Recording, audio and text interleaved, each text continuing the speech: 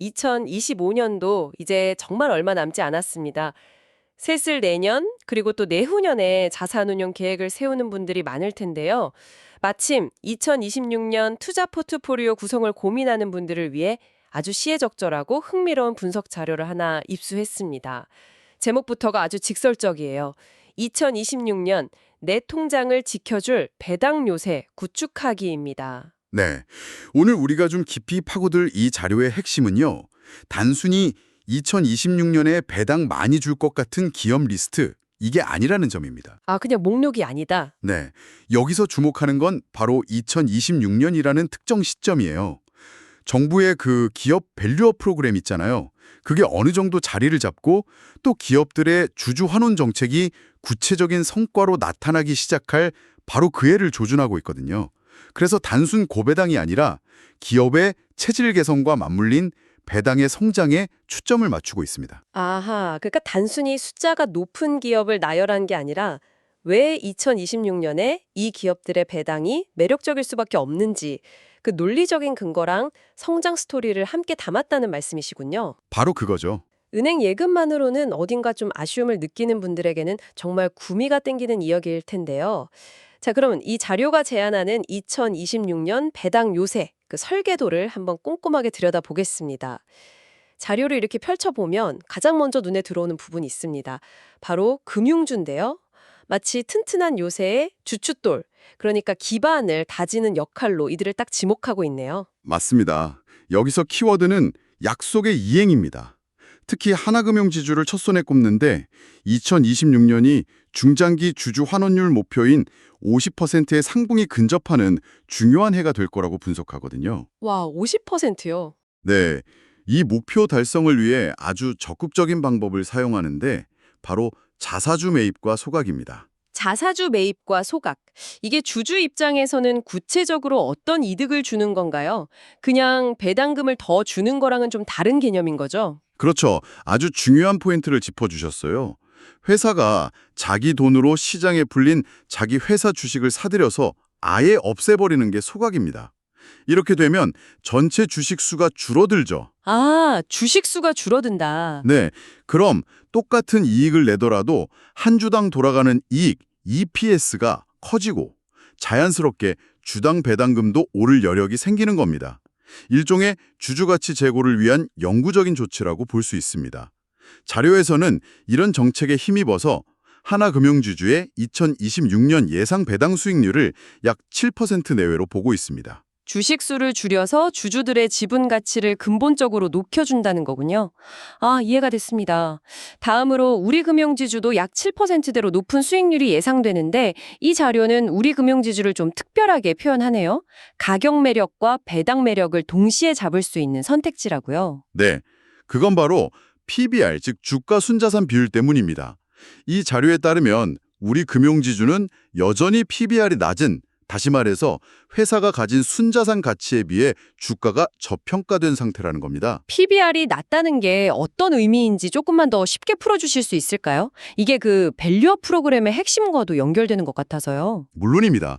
PBR이 일보다 낮다는 건 비유하자면요.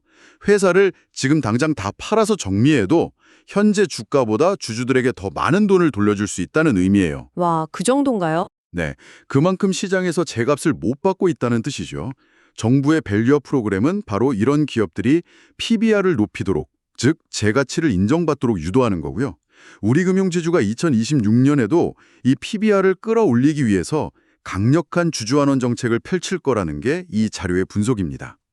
여기에 증권이나 보험 같은 비은행 부문 강화 노력이 실적으로 이어진다면 배당을 줄 돈, 즉 배당 재원이 더 풍부해질 거란 전망도 덧붙이고요. 알겠습니다.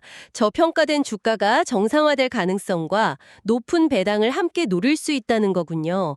그럼 안정적인 현금 흐름 자체를 더 중요하게 생각하는 투자자들을 위한 선택지도 있나요? 있습니다. 바로 신한지주를 언급하는데요. 신한지주는 3개월마다 배당을 지급하는 분기 배당이 완전히 자리를 잡았다는 점을 아주 높게 평가합니다. 이 자료에서는 이걸 시스템화된 배당 머신이라고 표현할 정도예요. 배당 머신이요? 네, 2026년 내내 꾸준히 현금이 들어오는 구조를 만들고 싶은 분들에게 적합하다는 거죠. 예상 배당 수익률은 약 5% 중후반으로 앞선 두 곳보다는 조금 낮지만 현금 흐름의 안정성이라는 측면에서는 독보적인 매력이 있습니다. 좋습니다. 튼튼한 금융주들로 요새의 기반을 다졌네요. 그런데 요새 방어만 할 순 없겠죠. 때로는 성을 박차고 나가서 더 큰 성과를 노리는 공격수도 필요할 텐데요. 이 자료에서도 그런 하이브리드 전략을 제시하고 있네요. 네, 바로 그 지점입니다. 안정적인 배당을 받으면서 동시에 기업의 성장으로 인한 주가 상승, 그러니까 시세 차익까지 노리는 두 마리 토끼 전략이죠. 포트폴리오의 공격수 역할로 꼽은 대표적인 기업이 바로 포스코 홀딩스입니다. 포스코홀딩스요. 사실 찰강 기업이라는 이미지가 워낙 강한데 배당 성장주로 분류된 게 조금 의외인데요. 배당 수익률 자체도 약 4%대로 아주 높은 편은 아니고요. 바로 그 점이 이 자료의 핵심 분석 포인트입니다. 2026년에 포스코 홀딩스는 우리가 알던 그 철강 기업이 아닐 수 있다는 겁니다. 아, 그런가요? 네. 이 자료는 2026년이 포스코의 2차 전지 소재, 특히 그 아르헨티나 염호에서 생산하는 리튬 사업에서 아주 의미 있는 매출이 발생하기 시작하는 원년이 될 수 있다는 점에 주목합니다. 철강이라는 본업에서 나오는 안정적인 현금 흐름으로 현재의 4%대 배당을 지켜내면서 리튬이라는 신사업의 성과가 기업 가치를 재평가받게 만들어 주가를 끌어올릴 수 있다는 시나리오죠. 아, 그러니까 배당은 일종의 안전마진으로 깔고 가면서 2차 전지 소재 기업으로의 변신이라는 큰 그림에 투자하는 개념이군요.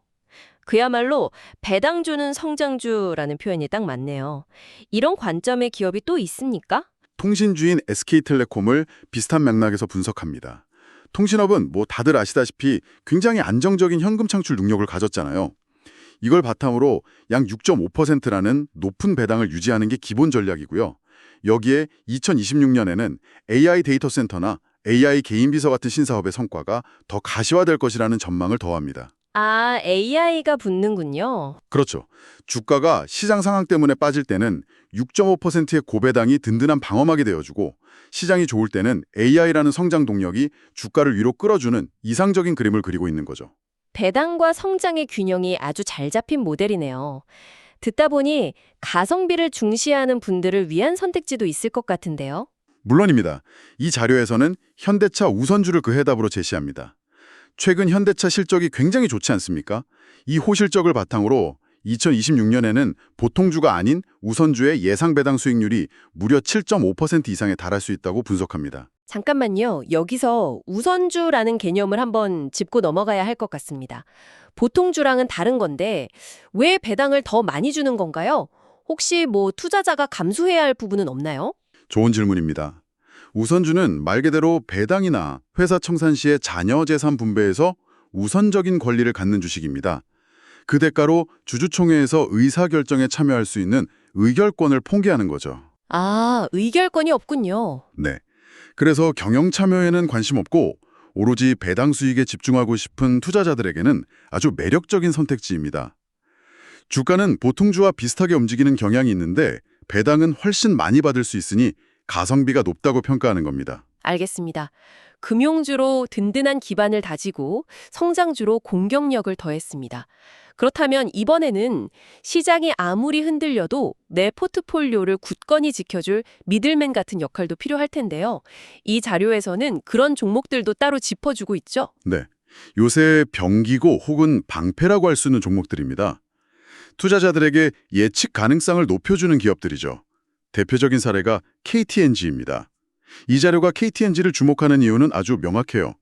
회사가 투자자들에게 공개적으로 약속한 3개년 주주 환원 계획이 2026년에 정점을 찍기 때문입니다. 이미 계획이 발표된 약속이라는 점에서 신뢰도가 높군요.